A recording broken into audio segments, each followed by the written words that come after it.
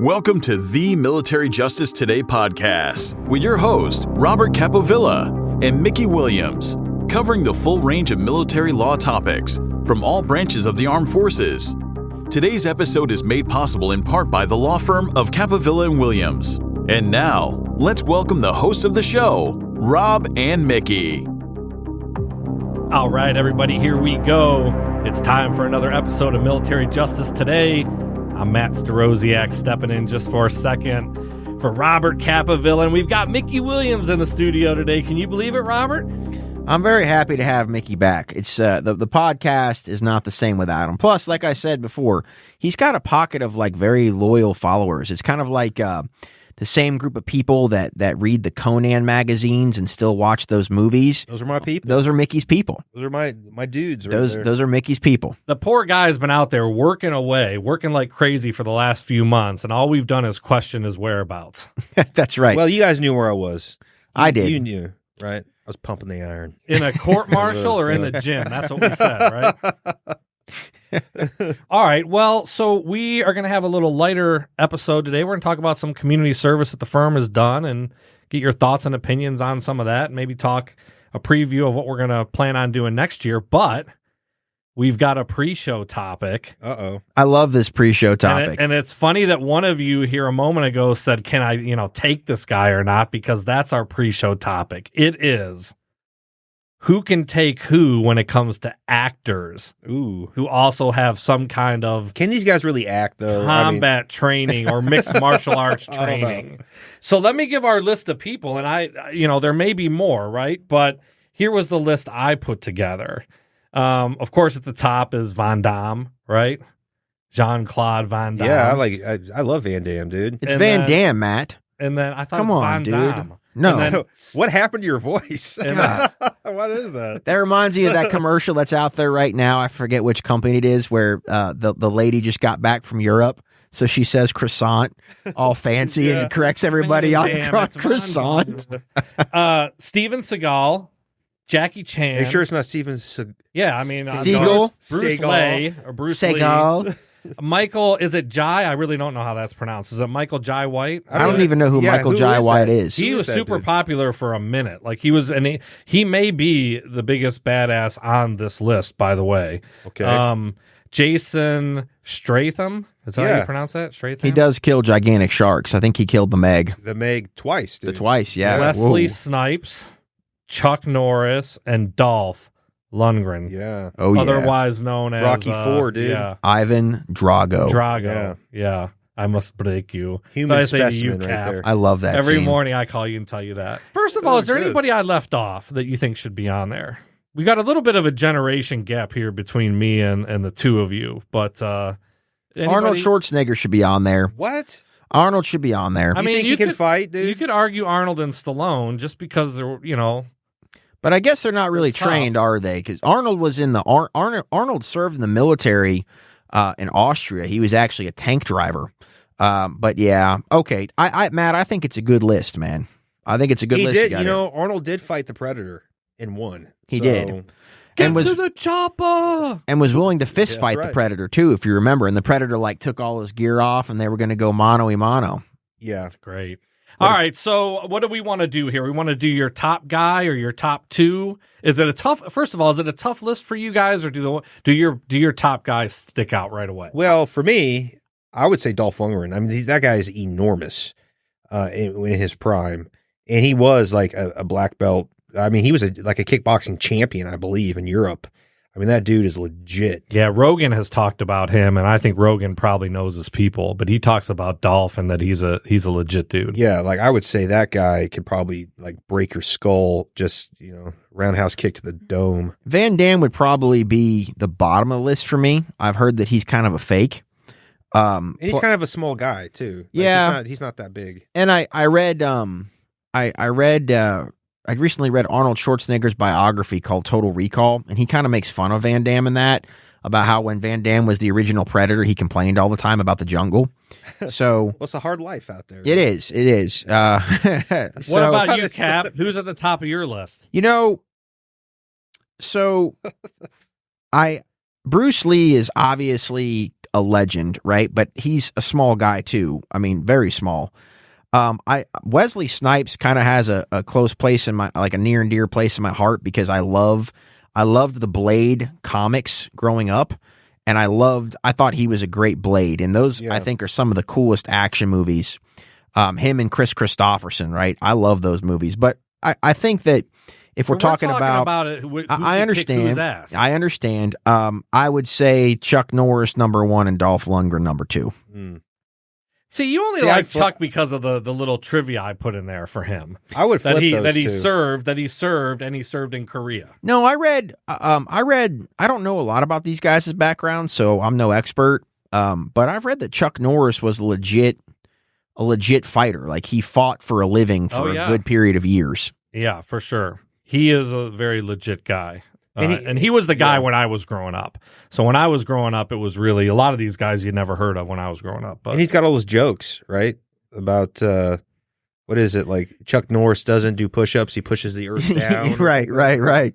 Yeah, it's not the boogeyman in the closet. It's Chuck Norris. Yeah. You know, it's funny. A guy, my best friend in law school, his dad was an extra on that show, Texas Ranger. And so he was around Chuck all the time. He's an old guy, very old guy. And Chuck Norris or your friend? No, my friend's dad. Oh. And he'd go and he'd be an extra on the show. Chuck is still getting it done on those info commercials. He's working out all the time. He's like he's a spokesman now for that, like a muscle machine where you can do all those exercises or whatever. And it's like him and his wife. And dude, he's in better shape than me. And he's like 80 years old. I thought it was funny in that Texas Walker Ranger, some kid would be like stealing bread to help his family, and Chuck Norris would show up and like roundhouse kick him through the wall. That's right. All right, so Mickey, you're on record with Dolph. Rob, you're Chuck. I'm going to say Steven Seagal. Good pick. Because I saw a video of him fighting like 30 people, and he would grab the tip of their finger. It was almost like, who's the Zohan? Remember the Zohan where he grabs the guys? That's what Seagal was doing in real life when he was fighting these 30 people. And don't forget, he was a Louisiana sheriff, and he was down there shooting nutria. Oh, that's right. He was. And now I think he's like a trader for Russia or something. Well, and then remember he developed this affect in Louisiana. He had like a Louisiana accent while he was down. Yeah, he did, and he got quite big too. He got pretty out of shape. It's that Southern cooking, man. All right, so that Cajun food. Here's a little bit of trivia for you that you may or may not know. Rob will say that he knew it, but I don't think he could know these. I did a little bit of research on other actors who are trained guys. Oh. And here was a list of 4 that I thought were interesting. One was Ed O'Neill. Oh, I believe that. The guy from Married with Children and Modern Family. Al Bundy? Yeah, Al Bundy. 4 touchdowns in one game, Al Bundy. Apparently, he trains Brazilian Jiu-Jitsu and is pretty accomplished at it. Been doing it many, many years. That's a little shocking, isn't it? I wouldn't picture him getting the work as done. A martial arts guy. Get you in a rear naked choke. The other one I saw was Ashton Kutcher. Apparently, he's a black belt in BJJ. How'd you say his last name? Kutcher? What is it, Kutcher? I'm not sure. I don't know. Never heard it. That's not a conversation I want to have right now. Ashton Kutcher, John Cusack. You guys might not. He was a little more popular in the 80s. Con Air. John Cusack, isn't he? Right. Isn't it? Yeah, Con Air. Are you kidding me? Of course Con I know Air. John Cusack. Wasn't he just the guy driving the car, though? The Nicolas Cage character in that movie was based off of Nathaniel S. Williams. Poe, wasn't it Cameron Poe? Rob's going to change his tough guy to Cameron Poe. Cameron Poe was an Army Ranger who was trained in like all that karate stuff. You should have put the elephant down, or what was the thing from the thing? You Yeah, should have yeah, put yeah. the elephant Dude, down. he got totally jacked in prison, too. Like, he was, like, doing push-ups on his shoulders and everything. Yeah. And the last one is Keanu Reeves. Did I pronounce that one right? Keanu Reeves? Keanu Reeves. I like Keanu. I like him too. Have you seen his videos when he does that shooting? That's what I was about to say. That guy's an expert shot with a handgun. Oh, like he's getting ready for John Wick or something. And that dude was unreal. I'm pumped that he's coming back as Constantine. They're doing a second Constantine movie. And I thought the first Constantine movie was really good. And I enjoyed the novels or the comics or graphic novels, whatever they were growing up. I'm excited about that. But there are people that listen to this show to actually learn about military justice or learn more about Capovilla Williams. And I imagine they're very frustrated with you right now, Matt, because we've done no substantive discussions whatsoever. I don't think they are, because the best feedback we get is from the non-legal stuff that we do. But I think what we got to do is we got to get all of our listeners to send a message and kind of bombard Von Dam, like his Instagram and his Twitter, and see if we can get him on the show. Like, let's get him on the show. I hear he's actually, of course, when he was younger, he's probably pretty arrogant, but I hear he's pretty down to earth now, like a kind of a cool dude. All right, well, I don't know how in the hell we transition into our topic of the day, which is community service. Kind of seems at the opposite end of the spectrum of what we just discussed, but we wanted to do kind of a light episode, talk about some of our community service. I think maybe try to encourage some other folks to do some community service with us or on their own, but wanted to talk with you guys about some of the things we've done this year and then some of the things we're going to roll out next year. Robert, you were a little hesitant to do this program because you thought, it kind of sounds self-serving to get out there and promote what we've done, right? Well, for those that don't know, Matt also does the marketing for Capovilla Williams. So when he said, let's do an episode on community service, I said, Matt, I don't think that's a very good look. I know service is one of our core values that we look at every day. And I know that Mickey and I have both had a lot of in-depth discussions about wanting to continue our service after we got out of the JAG Corps together. That was kind of something we talked about. We view this firm as a continuation of our service. But it is a little weird. It's like we do this community service because we believe in it. And now we're going to have a podcast episode so everybody knows how we give back. And that's kind of awkward, but I'm happy to talk about it. Mickey, you think it's awkward? No, I'm happy to talk about it. But I love to talk. So I love the fact that we're in a position where we can give back to the community, and that's exactly what we've been trying to do. I know we got big plans. We've done a lot this year. We got even bigger plans for next year, and who knows what we're going to be doing 10 years from now. So I think it's important that we get it out there so people know that, hey, we're not just out there doing lawyer stuff. We're actually trying to rebuild the community, be connected to the community, and do other things other than just represent soldiers in the courtroom. I think it's good to get the message out there too. I think it shows kind of who you guys are outside of the courtroom and outside of your cases, and I think that's important. And I've worked with hundreds of law firms over time, and when they see another firm doing good work in the community, volunteering, donating, they typically will approach me and say, why don't we do this? And that's a good thing. That's a good thing for our communities in general, our society in general. So I don't look at it as simply self-serving. I think it's a good message to get out there. And hey, look, if we encourage or motivate another law firm or another business to get out there and donate time to veterans or another group in their community, that's a great thing. So let's talk a little bit about the things that we've done here in the past year. I've got a list of 6 or 7. Any of your favorites on there that you guys want to talk about first? We've got kind of the Thanksgiving dinner, the Adopt-A-Road, the Veterans Barbecue. We're going to lay some wreaths at Georgia National Cemetery here coming up in a couple of weeks. Any favorites on the list? I took particular pride in the Thanksgiving dinners that we did. So we have a good relationship with our local American Legion in Canton, Georgia, and a gentleman there named Jen Lindemeyer, who has done wonderful work for veterans in our community. We work with him and we identify veterans every Thanksgiving that are kind of down on their luck. And we'll go out and we've got a little agreement with Honey Baked Ham, and we go and we purchase a bunch of honey baked hams, obviously, and some desserts. And this year was, I think, macaroni and cheese and mashed potatoes. And we kind of went all out for these families, and then we delivered the food. I think it was a couple days before Thanksgiving, actually. And it was a wonderful experience. It was a really, I enjoy the community service aspect. I find it very enjoyable. And of course, with my Christian roots and my background, to me, this is kind of an essential tenet of who we are as a firm.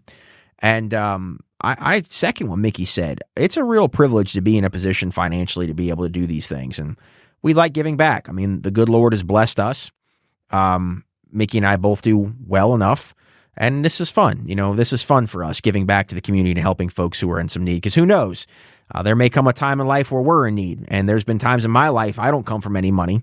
There's certainly been times in my life where a helping hand made a big difference. Yeah. I mean, what goes around comes around, and I'm a firm believer in karma.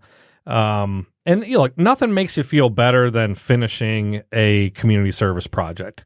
I found in my life the best times I've had, and I don't always look forward to going and building a habitat house or doing something like that, but you always feel real good after you've done those things. Mick, you got anything to add? Well, I'm just surprised Rob chose that one because I could have sworn he was going to pick Veterans Barbecue because he was the barbecue judge and got to eat plate after plate after plate of delicious, wonderful, juicy, savory meats. So you were the celebrity judge for that. I was. The city of, or I guess I don't know who does it. Whoever it was picked me as a celebrity picker, and it was me, the mayor of Canton. Okay, the mayor of Canton, Georgia, and then this like famous matchmaker lady who hooks people up for a living, and I guess she's got like a show on local PBS Georgia or something like that. So, and the funny thing about it is I don't know anything about barbecue, nothing.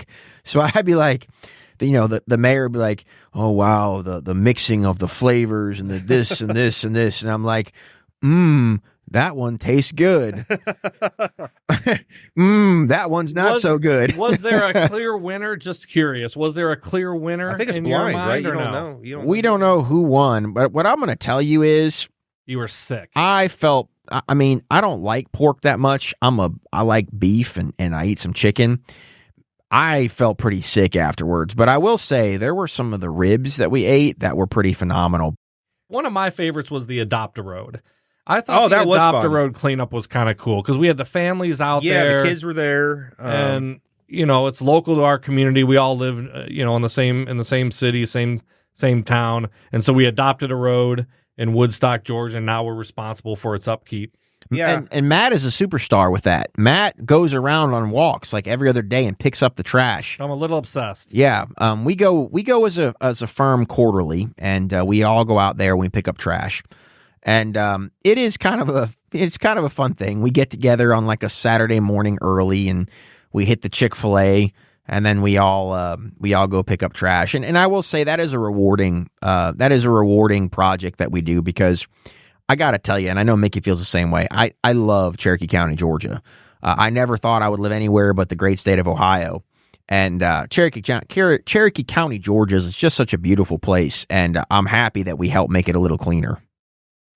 Yeah, it's nice when you actually see some of what you do out there in the wild. But the Veterans Barbecue, to go back to that, I mean, we joked about you being the kind of the celebrity judge of the barbecue, the food, but that was a pretty big production that the American Legion put on. It was very impressive. It went to benefit veteran suicide awareness and prevention, which obviously is a super important cause. Suicide amongst veterans is a big deal, and it's something that's very tragic. And so that was a really wonderful event to be a part of. And we do quite a bit, actually, throughout the year for that organization through our connections with some of the folks in the state of Georgia. And we're proud of that. And we made a donation, and you guys played in the Veterans Golf Outing. That benefits the Veterans Treatment Court here in Cherokee County, another great organization. Now, Mickey, you played in the golf outing. How did that go? Well, it's a good thing it was a scramble. That's all I'm going to say. Because if they were relying on my drives and my chips, we would have been out there all freaking day, dude. Who was the foursome? So this was interesting. All right. Dan has been talking up his golf game for years. Ever since I've known the dude, he wants to go golf. He's like, oh, yeah, I'm going to do this. I go do that. We get out there, dude. The first hole, he's like shaking it. He's screwing up, and he's getting so ticked off. Like I can see. He's an angry golfer, is he? It's affecting his consciousness. And Robbie is like smooth, dude. He's like down the middle. He's getting all these great shots, and it's driving Dan nuts. Because Robbie doesn't really play, right? Robbie doesn't play. He says that, but the dude looked pretty really good. Yeah. Quite professional, Those like we said before. Yeah. So it was so I was riding with Dan, and Dan was driving because if you know Dan, he's got to drive in the golf cart. And then Robbie and Josh were in the other golf cart.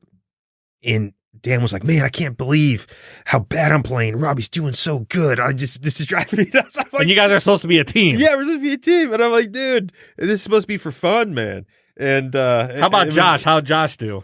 About as good as me. And the thing is, I've been playing golf for a long time, and Josh, this is like his first time he's ever played. So for me, I was like, oh, this sucks for me. But for Josh, he was doing good. Josh was doing good. Well, great organization. I mean, that was more of a fun event and a donation, but another great organization. So let's look forward to next year. We'll probably do a lot of these same things, I would assume, but we've knocked around the idea of a scholarship, have we not? That's right. So for next year, we set a goal that we want to do one community outreach event each month. I'll be lead for that, and Lapita's our office manager, by the way, Miss Lapita Albor, and she'll be help coordinating that. So we've got some really good adventures planned, and hopefully do some good work. And then actually, this is kind of breaking Capovilla William news. I was thinking about how we should handle this scholarship. And you want to give it to me, my kids. Your kids, after how much we pay you, I know your kids don't need scholarship We're rich, right? We're rich. But, I was thinking, and this is the first time I've talked about this, so, Matt, you might hear sometimes when I have marketing ideas, Matt calls me stupid get that edit button and dismisses me from the room, and I'm not allowed to talk about marketing again for a while. But so I was thinking, I had a professor in law school, Professor Mike Lewis. Mike Lewis was a Harvard Law grad and a Top Gun pilot who did he did a tour overseas, and he was also a professor at the JAG school. And I have an interesting story about how I got into the JAG Corps. The year that I got accepted, they released the wrong list or something like that, and I went the whole day thinking I didn't get in. And then I got a call from Professor Lewis that evening, late. And he was on with at that time, it was like the dean of the JAG school in the Army. And he said, hey, Rob, congratulations, you got in. There was a misprint. You probably haven't looked at it, but you're in the JAG Corps. No way. And I was very excited about that. And Mike was a guy, Professor Lewis was a man who taught me rules on engagement. He taught a military course at the school I went to law school. He was a marathon runner. We were good friends. And when I got when I graduated law school and started my career in the JAG Corps, we kept up about once a month. And unfortunately, Professor Lewis got a very rare form of bone cancer, I think it was, and died quickly. And it was a very sad day for me. He had a young daughter who used to hang out in the classroom. And so when I would go get extra help from him because he wanted me to do well in law school, I had a rough first semester, and he had kind of helped me through.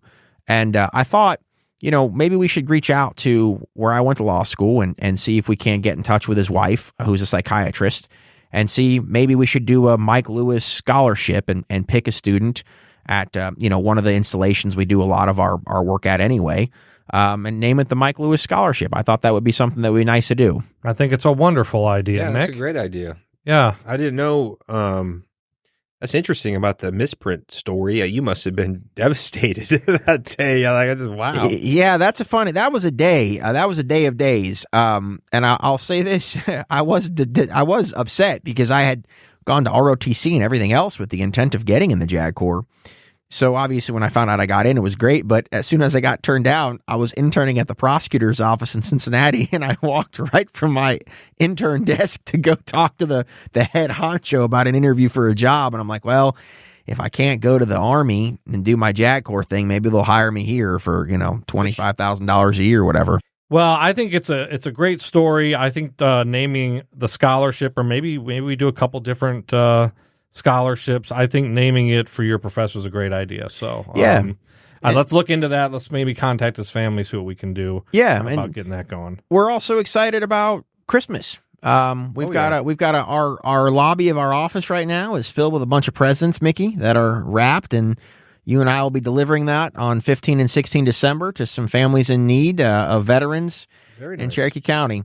So I like that. I'm looking forward to that. We enjoy that, and we get to meet some really good folks. It builds team camaraderie too, right? I mean, it's good time spent with your team doing this kind of work outside the office.